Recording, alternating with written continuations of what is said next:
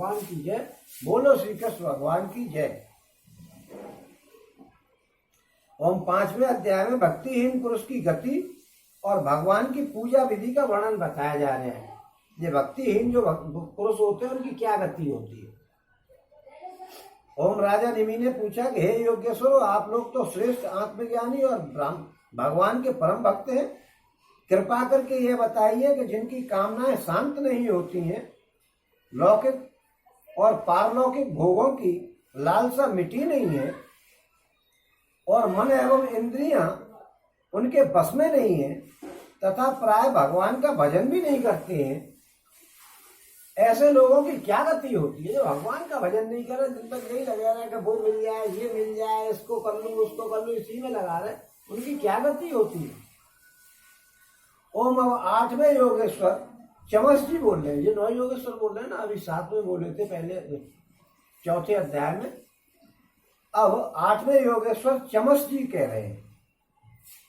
ओम चमस जी ने कहा कि हे राजन, विराट पुरुष के मुख से सत प्रधान ब्राह्मण, भुजाओं से सतरज प्रधान क्षत्रिय।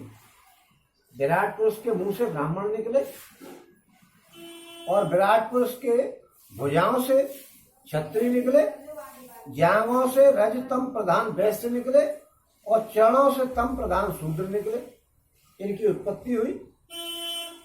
और उन्हीं की जांघों से गृहस्थाश्रम, हृदय से ब्रह्मचर्य आश्रम, वक्षस्थल से वानप्रस्थ आश्रम और मस्तक से संन्यास, ये 4 आश्रम प्रकट हुए। यानी उन्हीं की जांघों से गृहस्थाश्रम, हृदय से ब्रह्मचर्य आश्रम, वक्षस्थल से वानप्रस्थ आश्रम और मस्तक से संन्यास आश्रम।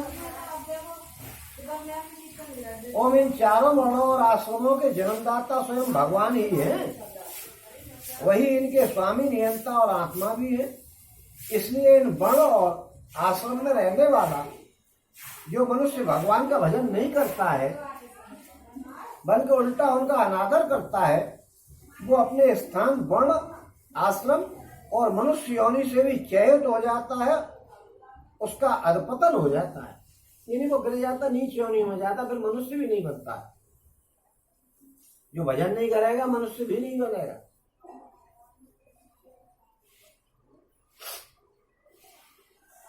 ओम बहुत सी स्त्रियों और शूद्र आदि भगवान की कथा और उनके नाम कीर्तन आदि से कुछ दूर पड़ गए हैं। देखिए, शूद्रों को और स्त्रियों को वेद सुनने का अधिकार नहीं है। इनको वेद नहीं सुनाने चाहिए, नहीं ये सुन सकते हैं।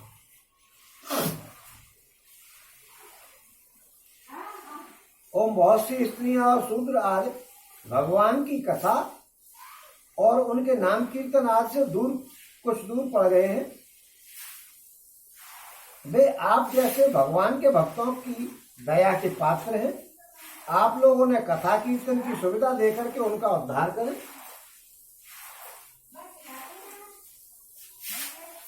ब्राह्मण, क्षत्रिय और वैश्य जन्म से, वेदाध्ययन से तथा यज्ञोपवीत आदि संस्कारों से भगवान के चरणों के निकट तक पहुंच चुके हैं। ब्राह्मण, क्षत्रिय और वैश्य भगवान के करीब करीब पहुंच चुके हैं।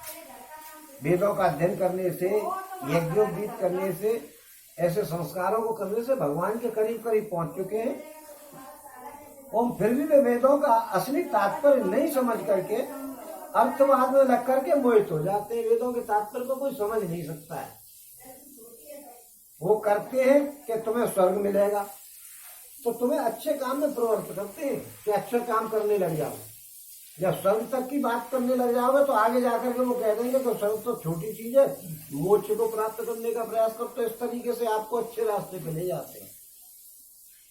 उनके अर्थ को कोई समझ नहीं पाता है और उन्हें कर्म का रहस्य मालूम ही नहीं।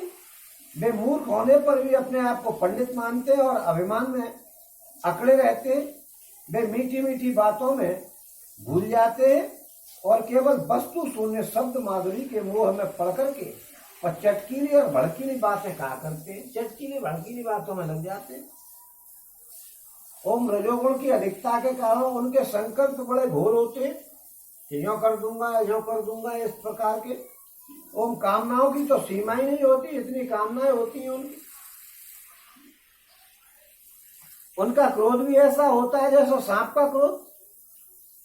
बनावट और घमंड से उन्हें बड़ा प्रेम होता है। ओम वे पापी लोग भगवान के प्यारे भक्तों की हंसी उड़ाया करते हैं।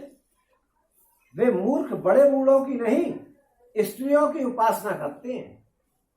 उपासना बड़े बूढ़ों की करनी चाहिए, अपने बुजुर्गों की करनी चाहिए, भगवान की करनी चाहिए। वो स्त्रियों की उपासना करते हैं। ओम यही नहीं, वे परस्पर इकट्ठे होकर के उस घर गृहस्थी के संबंध में ही बड़े बड़े मंसूबे बांधते हैं जहां का सबसे बड़ा सुख स्त्री सहवाग में ही सीमित है। वहां का स्त्रियों से संपर्क करने में ही सीमित है सबसे बड़ा सुख। ओम वे यदि कभी यज्ञ भी करते हैं तो अन्नदान नहीं करते हैं, विधियों का उल्लंघन करते हैं और दक्षिणा तक देते नहीं। बिना दक्षिणा के कोई यज्ञ संपन्न नहीं होता है, दक्षिणा जरूर देवे।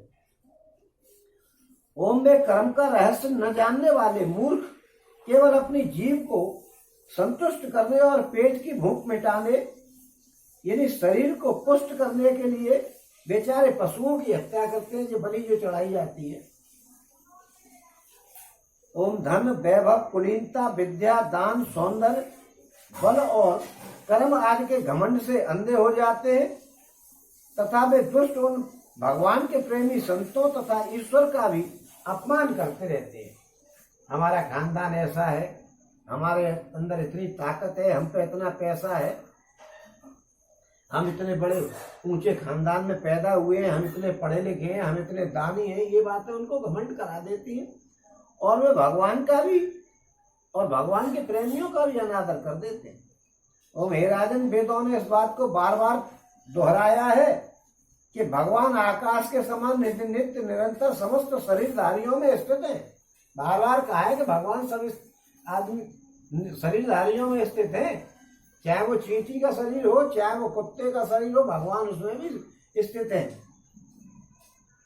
ओम वे ही अपनी आत्मा और प्रियतम है, वे ही अपने आत्मा और प्रियतम है, परंतु वे मूर्ख इस वेदवाणी को तो सुनते ही नहीं है और केवल बड़े बड़े मनोरथों की बात आपस में करते और सुनते रहते हैं।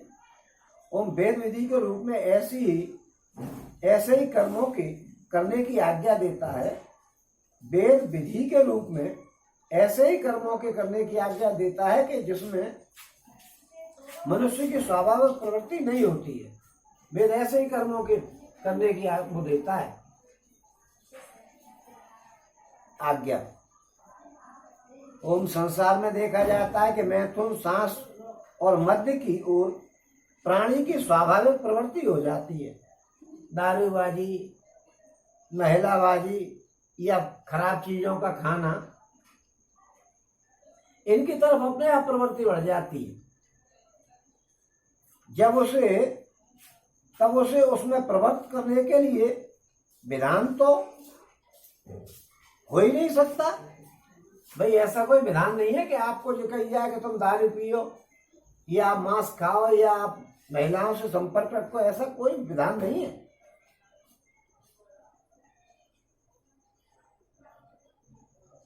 ऐसी स्थिति में विवाह यज्ञ और श्रोत्रामणि यज्ञ के द्वारा ही जो उनके सेवन की व्यवस्था दी गई है, उसका अर्थ है लोगों की उच्छृंखल प्रवृत्ति का नियंत्रण, उनका मर्यादा में स्थापन। जो ऐसे लोग हैं जो महिलाओं की तरफ, दारू की तरफ या अभक्ष की तरफ जरा प्रवृत्ति जब हो जाती है उनकी स्वाभाविक ही, उनको नियंत्रित करने के लिए क्या बनाए गए हैं नियम?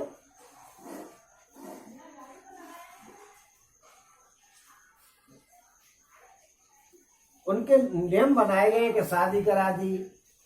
श्रोत्रामणि यज्ञ में भी दारू को सूंघने का ही अधिकार है, पीने का नहीं है। ऐसी स्थिति में विवाह कराना, यज्ञ कराना, श्रोत्रामणि यज्ञ के द्वारा ही जो उनके सेवन की व्यवस्था दी गई है, उसका अर्थ है लोगों की उच्छृंखलता प्रवृत्ति का नियंत्रण, उनका मर्यादा में स्थापन। विवाह इसलिए कराया जाता है कि हर स्त्री की तरफ आप नहीं भागो। श्रोत्रामणि यज्ञ इसलिए कराया जाता है कि उसमें यज्ञ में दारू की व्यवस्था की जाती है, पीने की नहीं करी जाती है, केवल सूंघो। ओम धन का एकमात्र फल है धर्म।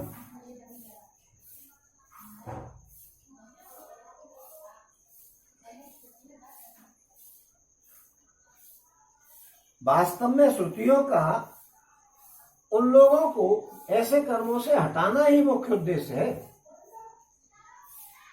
ओम धन का एकमात्र फल है धर्म, क्योंकि धर्म से ही परम तत्व का ज्ञान होता है और उसकी निष्ठा अपरोक्ष अनुभूति सिद्ध होती है और निष्ठा में ही परम शांति है। परंतु यह कितने खेद की बात है कि लोग उस धन का उपभोग घर गृहस्थी के स्वार्थों में या काम के भोगों में ही किया करते हैं और ये नहीं देखते कि हमारा यह शरीर मृत्यु का शिकार है और वह मृत्यु किसी प्रकार भी टाली नहीं जा सकती है। ओम सौत्रामणि यज्ञ में भी सुरा को सूंघने का ही विधान है, पीने का नहीं है। देखो अभी मैं आपको बता रहा था कि जो सौत्रामणि यज्ञ कराया जाता है उसमें सुधा को सूंघने का विधान है, पीने का विधान नहीं है। ओम यज्ञ में पशु का आलभन यानी स्पर्श मात्र ही भेद है। यज्ञ में पशु को जो काट दिया जाता है काटने का विधान नहीं है। ये क्या कह रहे हैं कि यज्ञ में पशु का स्पर्श मात्र ही भेद है, स्पर्श किया जाता है उसको, हिंसा करना नहीं है और लोग उसे काट देते। ऐसे ही सौत्रामणि यज्ञ दारू सुनाई जाते, कोई कहता होगा लाए यार सुनाए के काम कहाँ चलेगा, जाए तो भीतर कर दो। तो कुछ लोग पी भी जाते, वो मर्यादाएं भंग हो जाती हैं।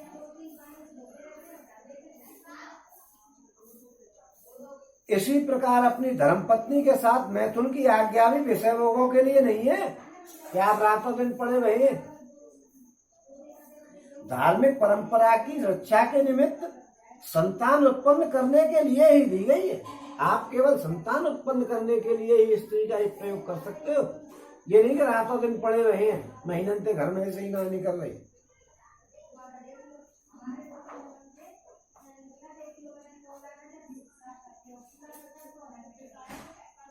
ओम परंतु जो लोग अर्थवाद के वचनों में फंसे हुए हैं, विषयी हैं, वे अपने इस विशुद्ध धर्म को जानते ही नहीं। विषयी उसको कहते हैं दुनियादारी के राग में फंसा हुआ है, विषयों में।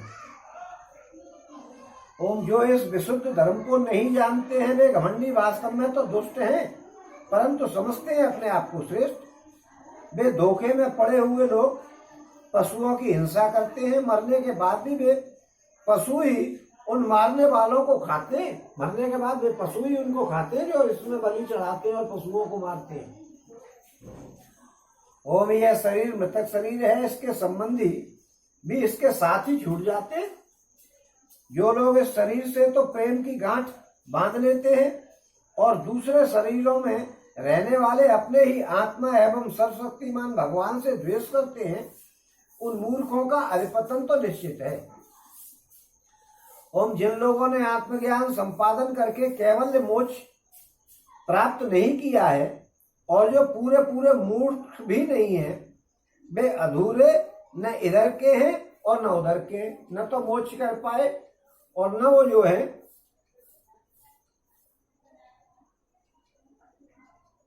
आत्मज्ञान का संपादन ही नहीं कर पाए और जो बिल्कुल बेवकूफ भी नहीं है, बीच में लटक रहे हैं हम जैसे लोगों की, कि न तो मूर्ख और न पूरे ज्ञानी। वे अधूरे न इधर के रहते न उधर के रहते। वे अर्थ धर्म और काम इन तीनों पुरुषार्थों में फंसे रहते हैं। एक क्षण के लिए भी उन्हें शांति नहीं मिलती है। वे अपने हाथों अपने पैरों में कुल्हाड़ी मारते रहते हैं। ऐसे ही लोगों को आत्मघाती कहते हैं, जो अपने आप अपने पैरों में कुल्हाड़ी मार रहे हैं। आत्मघाती है, न मोक्ष की तरफ जा रहा है न दुनिया को प्राप्त कर रहा है।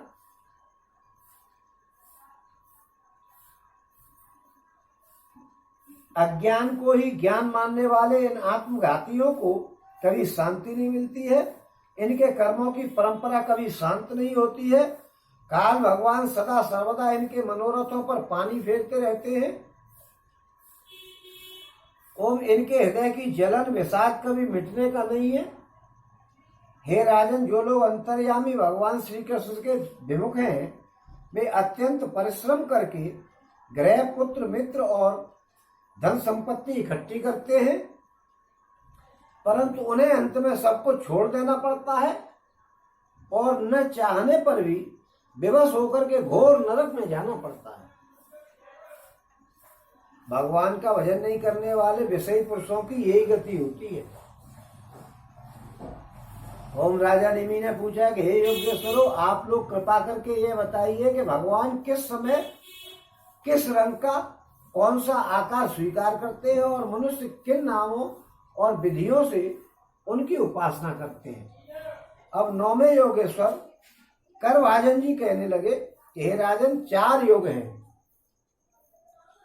सतयुग, त्रेता युग, द्वापर और कलयुग।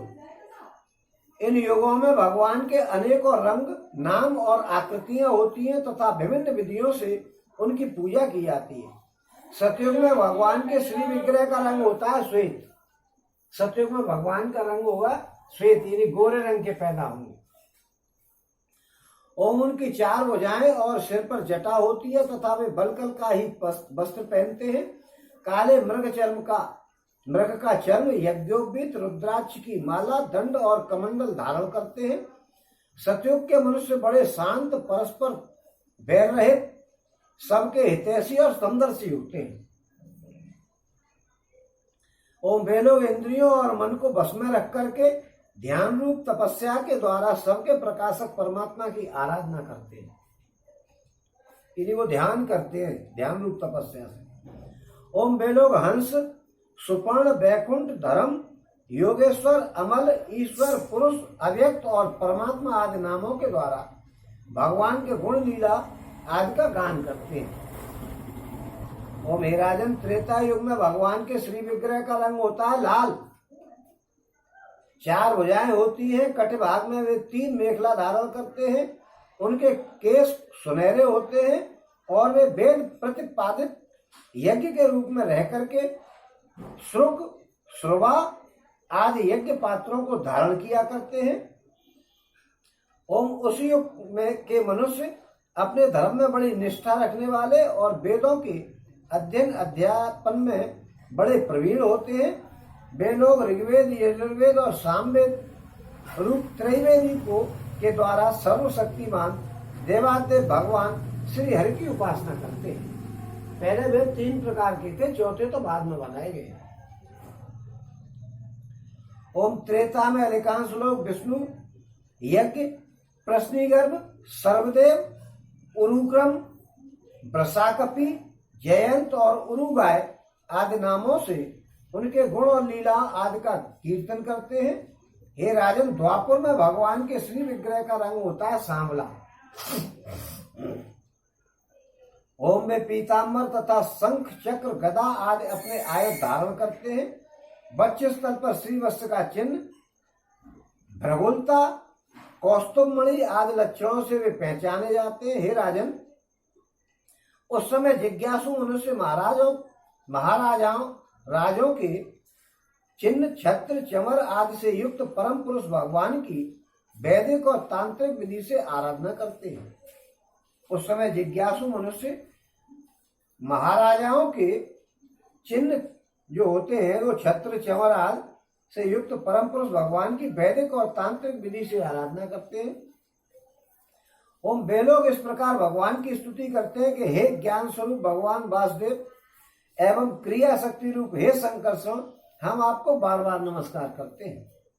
ओम भगवान प्रबुद्ध और अनिरुद्ध के रूप में हम आपको नमस्कार करते हैं। ऋषि, नारायण, महात्मा, नर, विश्वेश्वर, विश्वरूप और सर्वभूतात्मा भगवान को हम नमस्कार करते हैं। ओम हे राजन, द्वापर में इस प्रकार लोग जगदीश्वर भगवान की स्तुति करते हैं और अब कलयुग में अनेकों तंत्रों तथा विधि विधान से भगवान की जैसी पूजा की जाती है उसका वर्णन और सुनो। ओम कलयुग में भगवान का श्री विग्रह होता है कृष्ण, यानी काले रंग का। ओम जैसे नीलम मणि से उज्ज्वल कांति धारा निकलती रहती है, वैसे ही उनके अंग की छटा भी उज्ज्वल होती है। वे हृदय आदि अंग, कौस्तुभ आदि उपांग, सुदर्शन आदि अस्त्र और सुनंद प्रभृति पार्षदों से संयुक्त रहते हैं। कलयुग में श्रेष्ठ बुद्धि संपन्न पुरुष ऐसे यज्ञों के द्वारा उनकी उपासना करते हैं जिनमें नाम, गुण, लीला आदि के कीर्तन की प्रधानता रहती है। ओम वे लोग भगवान की स्तुति कर इस प्रकार करते हैं कि हे प्रभु, आप शरणागत रक्षक हैं, आपके चरणारविंद सदा सर्वदा ध्यान करने के योग्य हैं। वो माया मोह के कारण होने वाले सांसारिक पराजयों का अंत कर देने वाले तथा भक्तों की समस्त अभीष्ट वस्तुओं का दान करने वाले कामधेनु रूप ओम आपके चरणारविंद सदा सर्वदा ध्यान करने योग्य, माया मोह के कारण होने वाले सांसारिक पराजयों का अंत कर देने वाले तथा भक्तों की समस्त अभीष्ट वस्तुओं का दान करने वाले कामधेनु स्वरूप हैं। ओम में तीर्थों को भी तीर्थ बनाने वाले स्वयं परम तीर्थ स्वरूप हैं। शिव जी, ब्रह्मा आदि बड़े बड़े देवताओं में नमस्कार करते हैं और चाहे जो कोई उनकी शरण में आ जाए उसे वो स्वीकार कर लेते हैं। ओम सेवकों की समस्त आरती और विपत्ति के नाशक तथा संसार सागर से पार जाने के लिए वे जहाज हैं। ओम हे महापुरुष, मैं आपके उन्हीं चरणारविंदों की वंदना करता हूं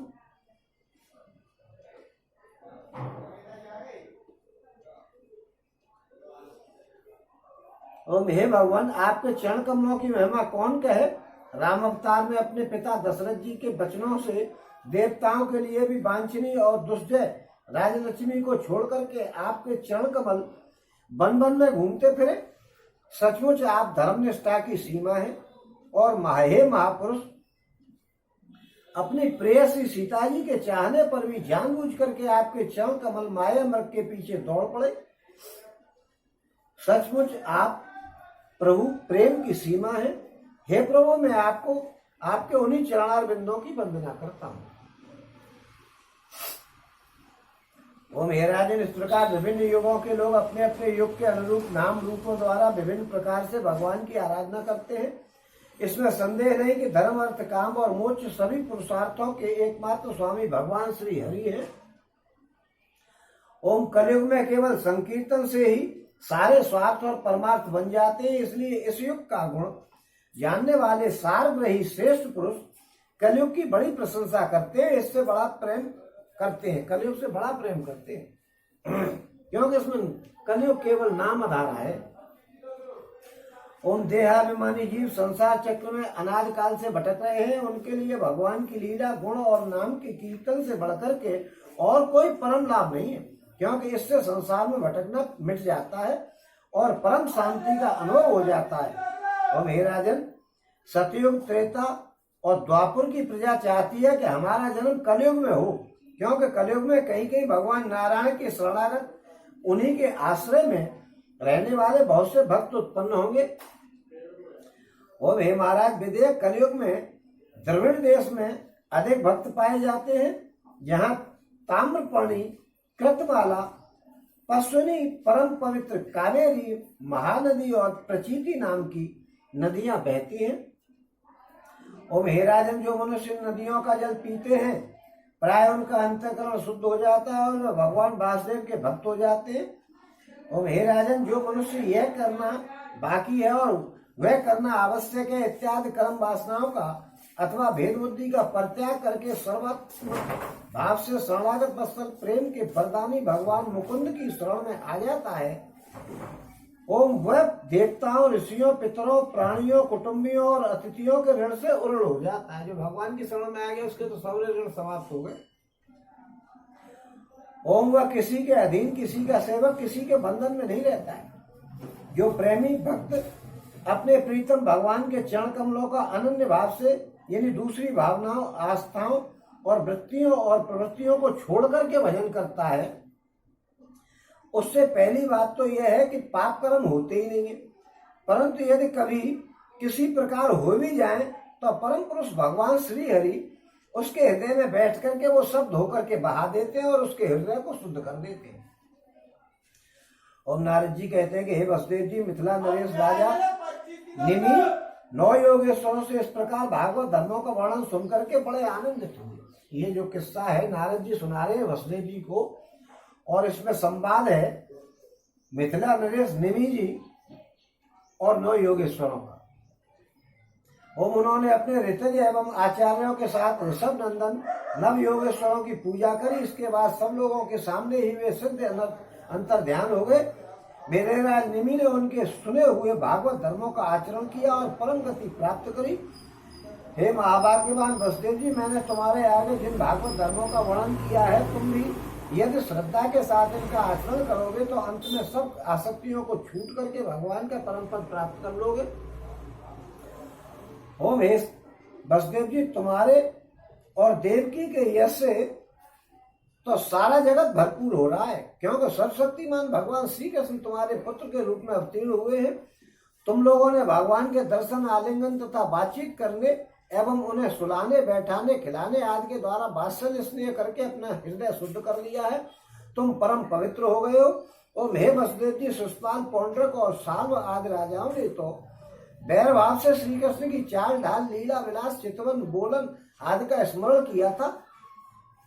और वो भी नियम के अनुसार नहीं सोते बैठते और चलते फिरते थे, स्वाभाविक रूप से ही थे। फिर भी उनकी चित्रवृत्ति श्री कृष्णाकार हो गई और वे सारूप्य मुक्ति के अधिकारी हो गए। फिर जो लोग प्रेम भाव और अनुराग से श्री कृष्ण का चिंतन करते हैं, उन्हें श्री कृष्ण की प्राप्ति होने में कोई संदेह नहीं हो सकता। ओम हे वसुदेव जी, तुम श्री कृष्ण को केवल अपना पुत्र ही मत मानिए। ये सर्वात्मा, सर्वेश्वर, करुणातीत और अविनाशी है। उन्होंने लीला के लिए मनुष्य रूप प्रकट करके अपना ऐश्वर्य छिपा रखा है। वे पृथ्वी के भारभूत राजवेशधारी असुरों का नाश और संतों की रक्षा करने के लिए तथा जीवों को परम शांति और मुक्ति देने के लिए ही अवतीर्ण हुए हैं, और इसी के लिए जगत में उनकी कीर्ति गाई भी जा रही है। उनकी कीर्ति इसीलिए गाई जाती है। ओम श्री सुखदेव जी कहते हैं, प्रिय परीक्षित, नारद जी के मुख से यह सुनकर के परम भाग्यवान वसुदेव जी और परम भाग्यवती देवकी जी को बड़ा विस्मय हुआ। उनमें जो कुछ माया मोह अवशेष था, उन्हें उन्होंने तत्क्षण छोड़ दिया। हे राजन, यह इतिहास परम पवित्र है। जो एकाग्र चित्त से इसे धारण करता है, वो अपना सारा शोक मोह दूर करके ब्रह्म पद को प्राप्त होता है। और यहाँ पे आकर के 5वां अध्याय समाप्त। बोलो श्री कृष्ण भगवान की जय, बोलो श्री कृष्ण भगवान की जय, बोलो श्री कृष्ण भगवान की जय।